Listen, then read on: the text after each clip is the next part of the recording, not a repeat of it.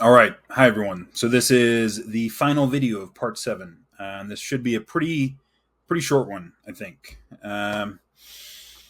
So in the last two videos, we talked about meaning as a mood which tracks integration, psychological integration over the long run. We also talked about meaning in terms of particular experiences that track the process by which we become more integrated. The instinct of meaning, in some sense, is tracking our participation in the process by which we become more psychologically integrated or complex. So then we can ask the question, what does it look like if somebody pursues that in a near optimal way? What will that person end up looking like? And I'm going to suggest it's going to look a lot like what Maslow called self-actualization. Contrary to popular belief, self-actualization is not about creative expression per se. That's the way it's often talked about, and creative expression is an important part of self-actualization. It's an aspect of it, but the fundamental, what self-actualization is fundamentally about is about psychological integration. We're going to look at that, and we're going to finish this. So that won't take too long, and then we're going to finish this with a brief discussion about music and why it is that we find music so meaningful. I think of all the arts, music is the one that is the most universally found to be meaningful, and we're going to talk about why that may be the case. So, self-actualization, I would suggest, and Abraham Maslow suggested, I think fairly clearly, is about psychological integration. In his 1942 paper on motivation, Maslow said that, and I quote, that the integrated wholeness of the organism must be one of the foundation stones of motivation theory. That we have particular motivations, and that's the end of the quote. We have particular motivations, but those particular motivations have to be integrated. They have to be pursued in an integrated way, and that has to be an important aspect of motivation, which Kenrick and colleagues left out of their scheme. Erroneously, in my opinion. So Maslow found that healthy, self-actualizing people were integrated in such a way that there was little internal conflict. There was little contradiction between their different motivations or their beliefs or their goals or anything like that. He said, and I quote, "So far as motivational status is concerned, healthy people have sufficiently gratified their basic needs for safety, belongingness, love, respect, and self-esteem, so that they are motivated primarily by trends to self-actualization, defined as ongoing actualization of potentials, capacities, and talents, as fulfillment of mission or call, fate, destiny, or vocation, as a fuller knowledge of and acceptance of the person's own intrinsic nature, as an unceasing trend toward unity, integration, or synergy within the person," end quote. So I'm going to read a couple of things that Maslow said because I don't think I could say it any better than he has said it. I think he was relatively clear about what self-actualization is. And so this is from Maslow's book, Toward a Psychology of Being. And he's describing what self-actualization looks like in the context of the people that he studied, the self-actualizing people that he studied. He said about that, and I may have read part of this before, but I'm going to have to repeat myself a little bit just to drive the point home because it's relevant for this part of the series too. So he said, and I quote, that one observation I made was what I described as the resolution of dichotomies in self-actualizing people. Briefly stated, I found that I had to see differently many oppositions and polarities that all psychologists had taken for granted as straight-line continua.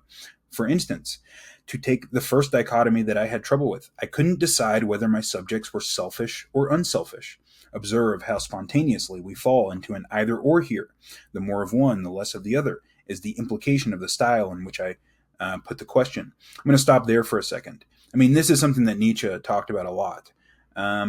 We have this dichotomy that selfish, between selfishness and selflessness. But the fact is that really healthy people are selfish in an important way. They don't allow themselves to be taken from in any way, shape, or form. And it's a part of, it's a kind of selfishness that's in the service of a kind of selflessness, right? Because if you have a real mission in life, if you have something really important to do, you don't allow people to take advantage of your time, right? Period. That comes across as being selfish, but it's just a necessary. It comes from the fact that you value yourself, that you think that you have something to offer the world, and you're not going to allow people to take advantage of that, or to detract from your project, let's say. And so self-actualizing people may not appear to be like purely altruistic, but that shouldn't be an issue. So he goes on to say, but I was forced by sheer pressure of fact to give up this Aristotelian style of logic. My subjects were very unselfish in one sense, and very selfish in another sense, and the two fused together, not like incompatibles, but rather in a sensible, dynamic unity or synthesis, very much like what Fromm has described in his classical paper on healthy selfishness. My subjects had put opposites together in such a way as to make me realize that regarding selfishness and unselfishness as contradictory and mutually exclusive is itself characteristic of a lower level of personality development. So also in my subjects were many other dichotomies resolved into unities.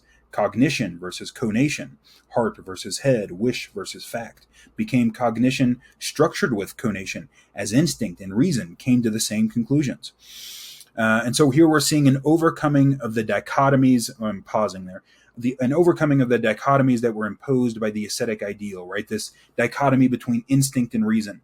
And this is why I don't call myself a rationalist, or anything like that, right? And I don't like that kind of stuff because it's a misunderstanding. You're not a rationalist. Okay, you are just as driven by your instincts as everyone else, right? Even if you think that you're more rational or something. You may be more intelligent, but that's a different issue. Reason and instinct need to be integrated together into a functional whole, and the same goes for all of these other things. So he goes on to say, duty became pleasure, and pleasure merged with duty. Let me stop there again. In really productive people, work and play are the same thing, right? Work is not really work if you really love what you do, and that is an aspect of self-actualization. He goes on, the distinction between work and play became shadowy. How could selfish hedonism be opposed to altruism when altruism became selfishly pleasurable? These most mature of all people were also strongly childlike. These same people, the strongest egos ever described and the most definitely individual, were also precisely the ones who could be the most easily egoless, self-transcending, and problem-centered. End quote. To self-actualize is in some sense just equivalent to overcoming the dichotomies imposed by the ascetic ideal. The ascetic ideal was a band-aid for a broken leg in some sense. We found ourselves, we talked in part 5 about this fact that we have found ourselves enclosed within the walls of civilization, and our instincts are not fitted for this environment that we're in, and that has made us, in some important sense, sick. It has imbued us with internal conflict and internal contradiction between our instincts, between our instincts and reason, you might say. The self-actualizing person is able to find some way of being in the world that overcomes that inner conflict, and therefore is a kind of healing of that sickness that is caused by us being in an environment that is out of whack with our instincts, out of alignment, I guess, with our instincts. Maslow goes on to say, and I quote, in trying to figure out why all this was so, it seemed to me that much of it could be traced back to the relative absence of fear in my subjects. They were certainly less enculturated, that is, they seemed to be less afraid of what other people would say or demand or laugh at. They had less need of other people, and therefore, depending on them less, could be less afraid of them and less hostile against them. Perhaps more important, however, was their lack of fear of their own insides, of their own impulses, emotions, thoughts. They were more self-accepting than the average. This approval and acceptance of their deeper selves then made it more possible to perceive bravely the real nature of the world, and also made their behavior more spontaneous, less controlled, less inhibited, less planned, less willed and designed. They were less afraid of their own thoughts, even when they were nutty or silly or crazy. They were less afraid of being laughed at or being disapproved of. They could let themselves be flooded by emotion. In contrast, average and neurotic people wall off through fear much that lies within themselves. They control, They inhibit, they repress, and they suppress. They disapprove of their deeper selves and expect that others do too. End quote. We see in self-actualizing people, in the first place, we see some profound kind of self-acceptance, right? And not the phony kind, right? There's a lot of phony self-acceptance, body positivity and self-esteem. This is all bullshit as far as I'm concerned. If you're fat, you should try to not be fat. You shouldn't feel good about being, but that's not the kind of self, sorry, I don't mean to be mean there. It's just, I don't like body positivity. There are some people who, have real conditions that keep them from improving themselves. But a lot of times these things are just a way of accepting not making any effort to improve yourself. And that's phony. That's nonsense. The self-actualizing person has a real, authentic kind of self-acceptance. And a kind of, it's a kind of fuck you attitude, and that's essentially what Maslow is describing here. This lack of fear about what other people are going to say or think or believe or laugh at or whatever. And this is why it's associated with creativity, right? Creativity is not primary, right? The psychological integration, the accepting of yourself and all of those different parts of you, even, this is the same thing as the integration of the shadow in Jungian terms, right? The shadow is all of those parts of us that conventional morality tells us are really bad, right? So these tend to be sexual instincts or instincts for aggression or power or anything like that, right? So conventional morality tells us that those things are really bad. But the integration of the shadow involves incorporating those aspects of yourself into your personality and accepting them for what they are. But that's self-actualization. It's the same thing. And the reason why it's associated with creativity is, in some sense, just because of you allow those. So for one, you're allowing all of the different parts of you to kind of have a say. You're not walling off any part of yourself, but also you're not worried about what other people think about it, right? And so those are both preconditions for real creativity.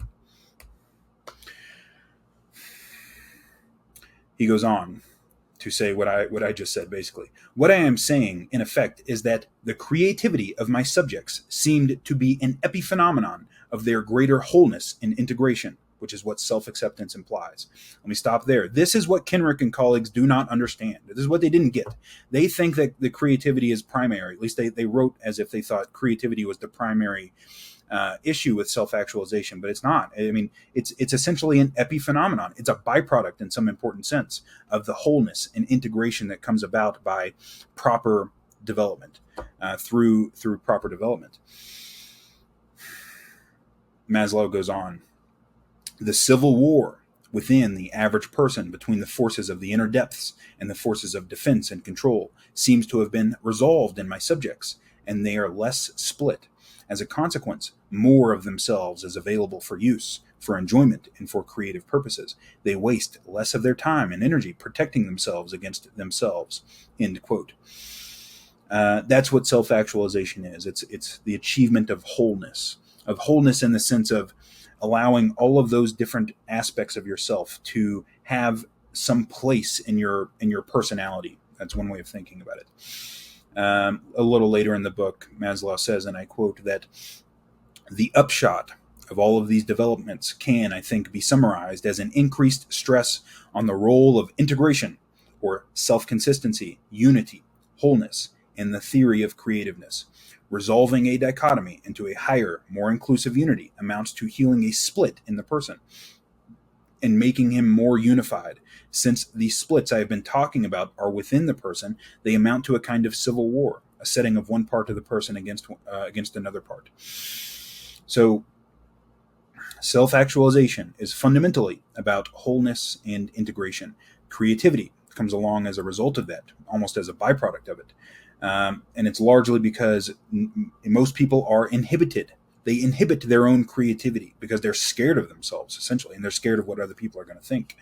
And so that is, the true creativity requires a certain kind of self-acceptance, which comes along with integration. So, self-actualization is often talked about in terms of creativity, but it's important to note that this doesn't need to manifest in professional or artistic creativity, right? You can be a creative person in many different domains. So I'm going to read something that Maslow said about this, and I quote, he said, "For instance, one woman, uneducated, poor, a full-time housewife and mother, did none of these conventionally creative things, and yet she was a marvelous cook, mother, wife, and homemaker, with little money. Her home was somehow always beautiful. She was a perfect hostess. Her meals were banquets. Her taste in linens, silver, glass, crockery, and furniture was impeccable. She was, in all these areas, original, novel, ingenious, unexpected, inventive. I just had to call her creative. I learned from her and others like her that a first-rate soup is more creative than a second-rate painting, and that generally cooking or parenthood or making a home could be creative, while poetry need not be. Poetry could be uncreative." End quote. And so the creativity that you find in self-actualizing people doesn't need to manifest as being a great painter or musician or whatever. It spontaneously manifests in whatever context they happen to be in. And so this is, as far as I'm concerned, Kenrick and colleagues in their 2010 paper, which is a nice paper, and their taxonomy is fine for the most part, but they've misunderstood what self-actualization is, and they have erroneously discarded it because they misunderstood it. It's not about creativity. It's not about creative expression, not fundamentally. It's about the achievement of psychological integration or wholeness. So the function of self-actualization is the achievement of integration. It's rightly considered the fundamental motivation because it's a kind of meta motivation, right? So we have all of these particular motivational systems, right? And Kenrick and colleagues' taxonomy of those is perfectly fine. We have affiliation motivations, safety, mating motivations, parenting motivations, nepotism in general. Okay, all of these are fundamental human motivations. And the meta goal, however, is to achieve all of those motivational pursuits in an integrated way across time. Right? That's kind of the meta goal. And self-actualization represents the optimal pursuit of that meta goal. And therefore, it is rightly considered the fundamental motivation. And so Maslow was correct about that. Kenrick and colleagues are wrong about that, in my not so humble opinion. The instinct of meaning is what facilitates this integration. Right? The instinct of meaning keeps us at the border between order and chaos, which is where we are optimally engaged in this process by which we are continually being dissolved and reintegrated into a higher form of complexity, which is a higher form of integration. And that's self-actualization. The border between order and chaos is where those dichotomies become resolved. So, how does this relate to some other stuff that we've talked about? So we talked about in part 4, which was about consciousness. So I think that integrated information theory is the only real theory that we have about the nature of consciousness. Consciousness in that theory just is integrated information. Well, what does that mean? Considering what we've talked about here, right? Meaning is the instinct that facilitates psychological integration via complexification. Self-actualization results from the pursuit of meaning, and that means that self-actualization is equivalent. Given the assumptions of integrated information theory, self-actualization is equivalent to the development of consciousness. And of course, we talked about how the hero figure, the mythological hero figure, is a narrative representation of the existence and action and development of consciousness across time. In Maps of Meaning, Jordan Peterson said that the human purpose, if such a thing can be considered, is to pursue meaning, to extend the domain of light, of consciousness, despite limitation. And in this view, that's literally the case.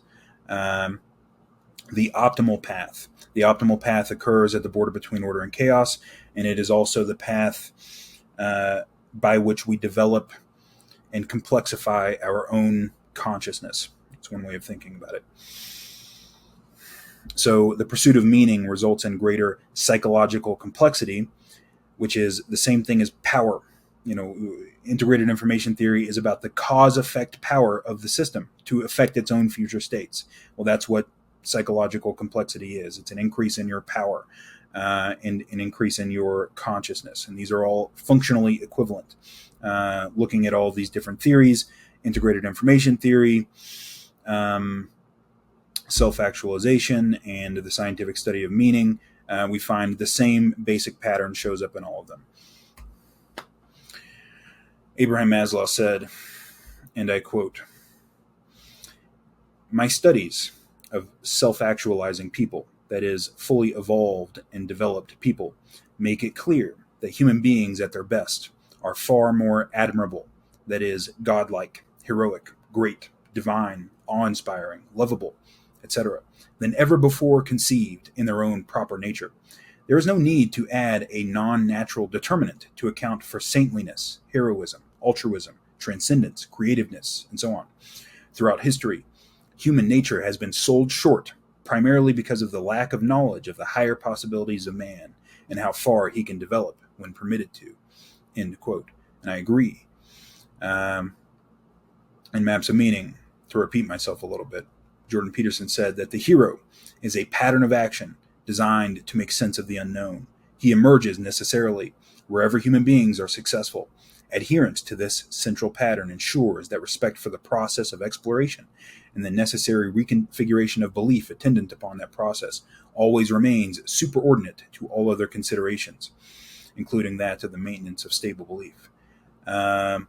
Self-actualization and the pattern of action characterizing the hero in Maps of Meaning are the same as far as I'm concerned. They occur at the border between order and chaos. They involve increases in complexity over time. They involve the right relation to chaos. They're the same.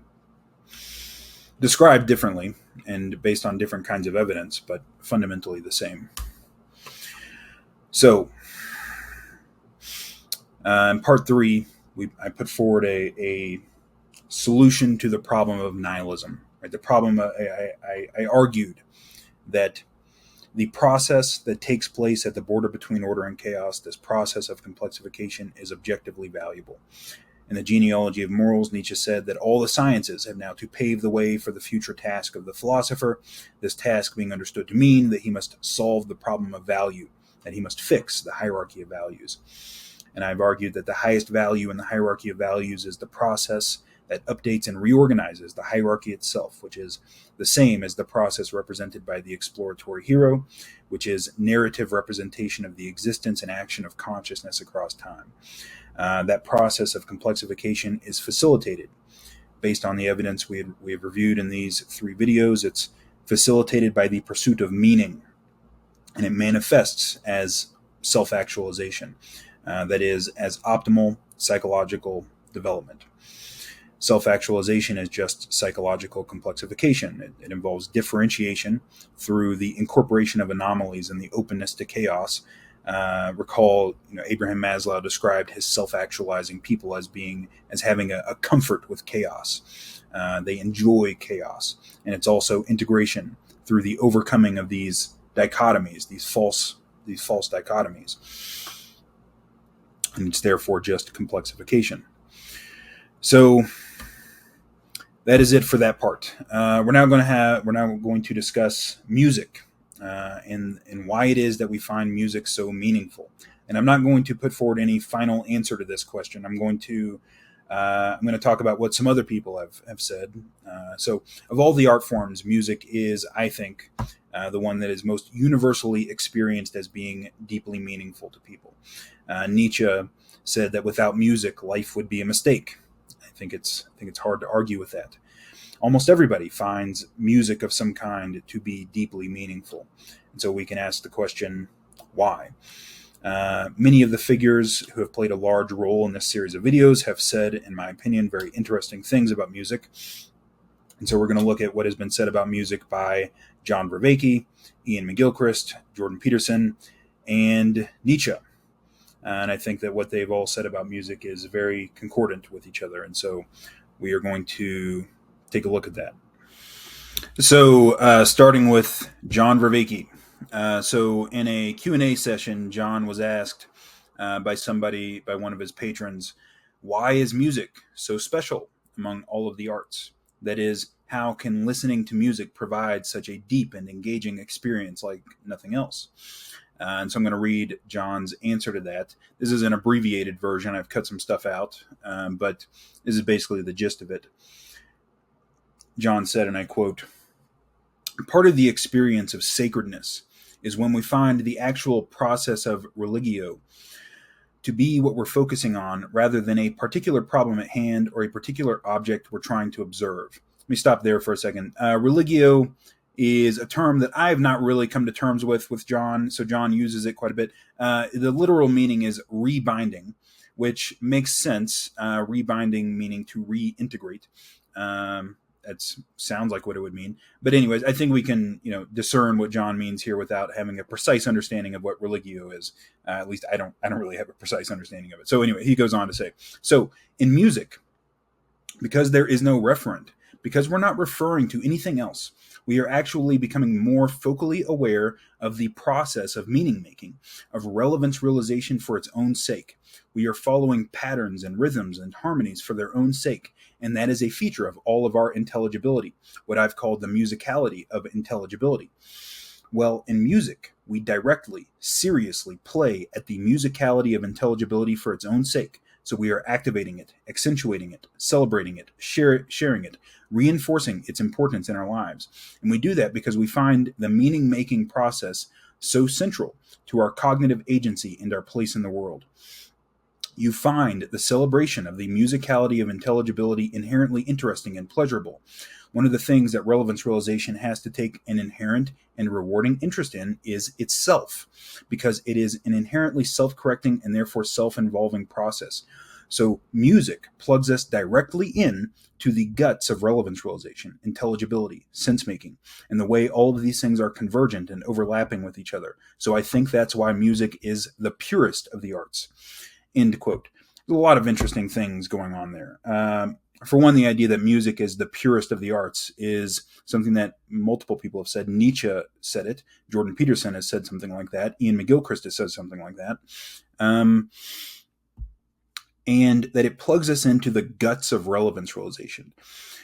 So, I argued in part 3 that relevance realization is a particular manifestation of this general process of complexification that plays out at all levels of analysis.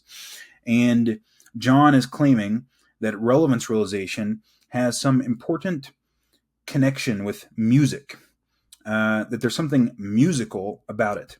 And so when we are listening to music, right, we are focusing on the process of meaning making, which is the process of relevance realization itself.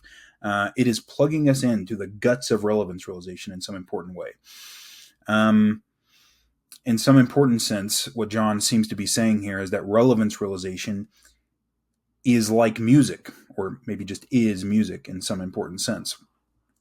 I think this is very concordant with some other things we're going to talk about here. Ian McGilchrist in The Master and His Emissary. We'll come back to this in part 10. He has some other things to say, but I'm going to read what he said about music. One of the things he said about music in The Master and His Emissary. He said, and I quote, "That we could use nonverbal means, such as music, to communicate is hardly surprising. The shock comes partly from the way we in the West now view music. We have lost the sense of the central position that music once occupied in communal life, and still does in most parts of the world today. Despite the fact that there is no culture anywhere in the world that does not have music, and in which people do not join together to sing or dance, we have relegated music to the sidelines of life. We might think of music as an individualistic, even solitary experience, but that is rare in the history of the world. In more traditionally structured societies, performance of music plays both an integral and an integrative role, not only in celebration, religious festivals, and other rituals, but also in daily work and recreation. And it is, above all, a shared performance, not just something we listen to passively. It has a vital way of binding people together, helping them to be aware of shared humanity, shared feelings and experiences, and actively drawing them together. In our world, competition and specialization have made music something compartmentalized, somewhere away from life's core," end quote. So that's interesting, right? In the context of this, what we've been talking about here, that meaning is fundamentally about integration, that music has an integrative role to play socially. That is, it binds people together. And of course, we don't, in the Western world, because our culture is so fractionated, right? We don't have any real like culturally shared music that binds us together. But of course, we go to concerts. People will pay huge amounts of money to go to concerts and to listen to music with other people. It's kind of strange that we do that and that we enjoy it so much. But of course, a large part of the reason why people go to church is to enjoy music, is to enjoy the music with other people. This is some deeply felt need that we have to share music with each other socially. It binds people together in an important sense. Jordan Peterson was asked during a Q&A session after one of his talks. He was asked, what would be the forms of culture that we would say to be necessary or most inclined to foster in the individual that glowing of the flame? The flame here, referring to, Heraclitus called the logos, or he referred to the logos as a flame. Jordan Peterson said, and I quote, that I think the most accessible form of culture for most people is music. Music, for me, is the most representational form of art, because I think that the world is made out of patterns, and we perceive some patterns as objects, but fundamentally it's patterns. And what you want is for all of the patterns of the world to interact harmoniously in something where every element is related intelligibly to every other element. And I think that when your life is in harmony, you can feel that. When you're dancing to beautiful music, you're acting that out. The music is the music of the spheres, and you're participating in the patterning of your being in accordance with that structure. And that gives you an intimation of transcendence. Music is everything. The quote goes on, but let me pause there for a second. I mean, this is music in some sense is a presentation of the proper mode of being, right?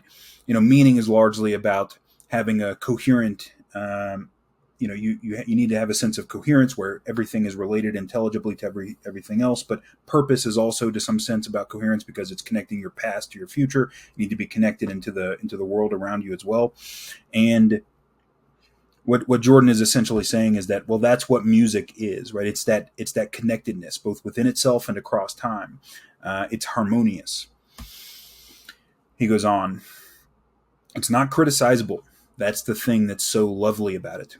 Even as our society has become more cynical and self-destructive and deconstructionist, the power of music has in fact grown because it speaks to that eternal harmony and the reality of that eternal harmony in a way that mere intellect cannot deny, end quote, although it tries to quite often. But you can't deny the meaning of music. I mean, if you do, you sound like a nerd, I mean, it's just like, it's like telling somebody that their psychedelic experience wasn't real, right? It's like, well, okay, how about fuck off? You have no clue what you're talking about, right? It's as real as it gets, and music is the same way in some important sense. It's undeniably meaningful, and to try to deny that meaning is, I don't know, it comes across as some kind of slander. It doesn't make any sense. So music, I would suggest, is a presentation of what proper integration looks like, both within each moment and across time. The process of complexification, John Vervaeke said that music plugs us into the guts of relevance realization, and relevance realization just is how this process of complexification manifests within us cognitively. That process of complexification that's at the bottom of everything that we talked about in part 3. As far as I'm concerned, that process just it is music, or at least music is the best way of presenting what it is.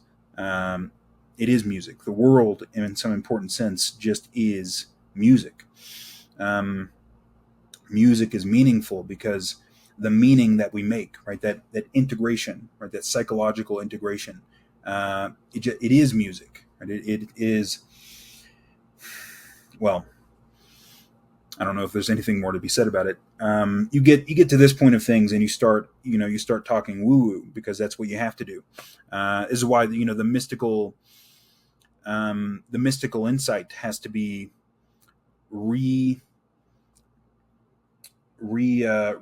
communicated anew every generation, because because it is, in some important sense, it's ineffable. Right? The Tao that can be named is not the Tao. Well, it's something like music. Right? Music is about as close as you're going to get. Nietzsche's first book was called The Birth of Tragedy, out of the spirit of music. I'm going to read a couple of passages from that. And again, this is one of those things. It's going to sound like woo. It's going to sound like a bunch of woo-woo, but I still think it's correct. I think that Nietzsche is correct. So a little preface here. So for Nietzsche, in The Birth of Tragedy, Nietzsche has this famous dichotomy between the Dionysian.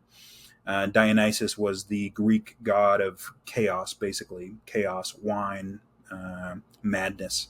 And Apollo, the Apollonian, the Greek god of order, essentially, at least in Nietzsche's scheme, structure.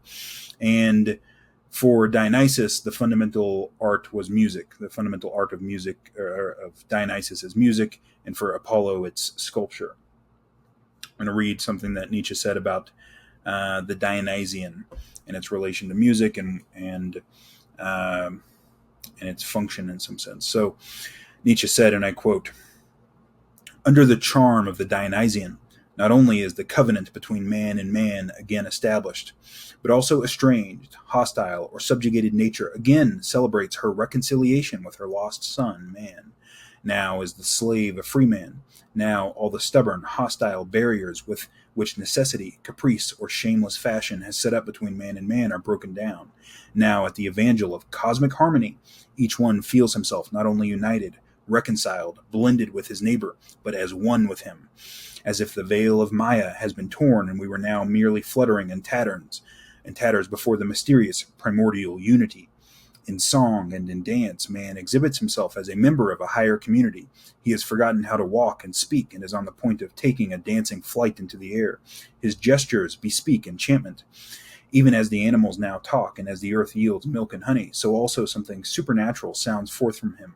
He feels himself a god. He himself now walks about enchanted and elated, even as the gods whom he saw walking about in his dreams. Man is no longer an artist. He has become a work of art. The artistic power of all nature here reveals itself in the tremors of drunkenness to the highest gratification of the primordial unity."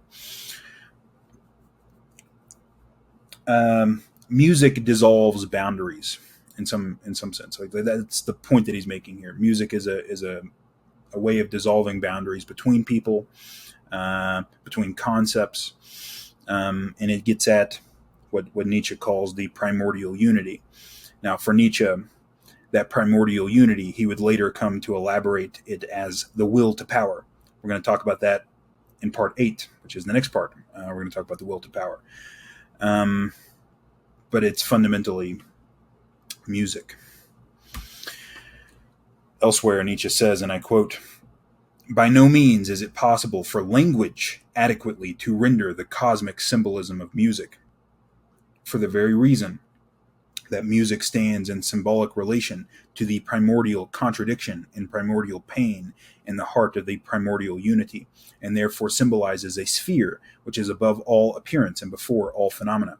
Rather should we say that all phenomena, compared with it, are but symbols. Hence, language, as the organ and symbol of phenomena, cannot at all disclose the innermost essence of music. Language can only be in superficial contact with music when it attempts to imitate music, while the profoundest significance of the latter cannot be brought one step nearer to us by all the eloquence of lyrical poetry." So this is something we're going to come back to in part 10. I don't know if there's much I can say about that. I think I'm just going to let that sort of lie. There's an important sense in which the world just is music, and by being enraptured by music, we are participating in the fundamental nature of reality, right? It's something like that. That's essentially what Nietzsche's claim is.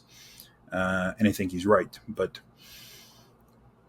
we'll come back to that in part 10. So that is it for part 7. In the evolutionary psychology of meaning, meaning is fundamentally about psychological integration. Our subjective sense of meaning in life is a feeling that tracks the degree to which we are internally integrated. And the feeling that we get that particular experiences are meaningful is largely tracking the degree to which those experiences are integrating us over time, or to which those experiences represent our participation in the process by which we become more integrated over time. And that integration, right? Integration is an abstract term in some sense. Um, the best presentation of what that integration looks like is music, right? It's harmony. It's harmony and melody, and it occurs both within each moment and across time. And that's, in some important sense, I think, why music is felt as being so meaningful to us. So that's it for part 7. Part 8 is going to be called The Will to Power, and it is going to be my attempt to show how Nietzsche, so the solution to the problem of nihilism that I've put forward in this series of videos, I think Nietzsche was barking up the same tree. In fact, I think he essentially had the same solution, but he didn't have the scientific framework that I have available to me to express it. The way he expressed it was much more sort of fuzzy, but he was getting at the same thing, and so I'm going to attempt to show that in part 8. So hope to see you there. Goodbye.